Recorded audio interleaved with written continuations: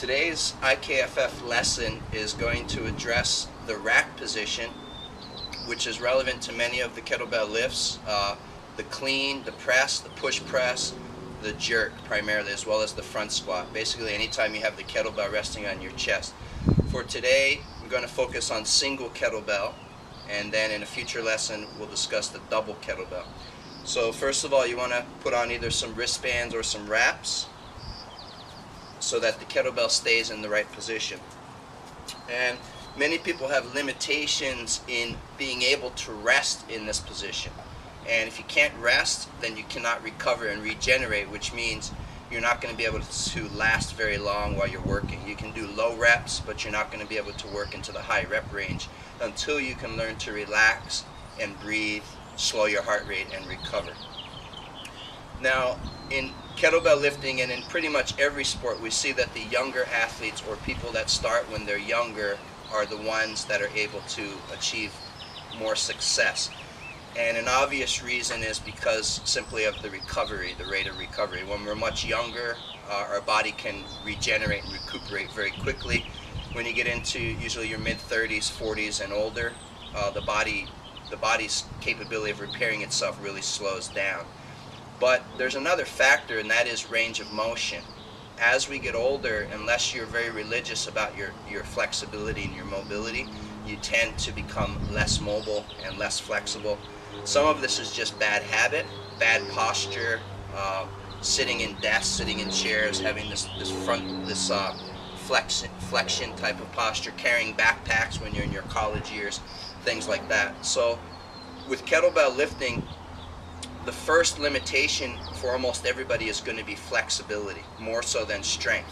If you can't get into the position, you're not going to be able to build your strength in the right range of motion. So flexibility is going to be the main issue. Another issue is static strength, which is your ability to be strong holding, such as holding the kettlebells on the chest or holding the kettlebell overhead. And then of course general conditioning is a limitation, but of all the factors, flexibility is usually going to be the number one area that limits you in your progress.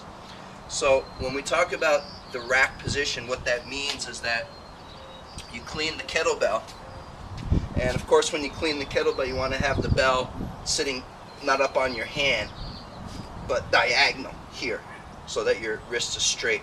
So what the rack position is the kettlebell on my chest, and I want to be able to drop my elbow onto my hip ideally. So I literally want to be able to get my elbow onto the pelvis here. But more important than that even is to be able to relax the shoulders and traps. I don't want to have this chronic state of contraction here because my muscles are going to burn out. I want to relax and elongate and drop my elbow. So ideally we want to be able to get the elbow on the pelvis. That way I can relax my upper body as much as possible and I can use my structure to support the load. Now almost everybody with a single kettlebell can do that. With a double kettlebell it requires much more range of motion. And it's not an absolute that everyone will do this. Just because you see one athlete do it doesn't mean it's going to be right for your structure, because for example if someone has a very big belly, they're not going to be able to get their elbow. Or if they have a long torso, for example, and relatively short arms, they may not be able to get their elbow. Women have a more difficult time because the breasts are going to be in the way, obviously. So you have to try to work around your natural body structure.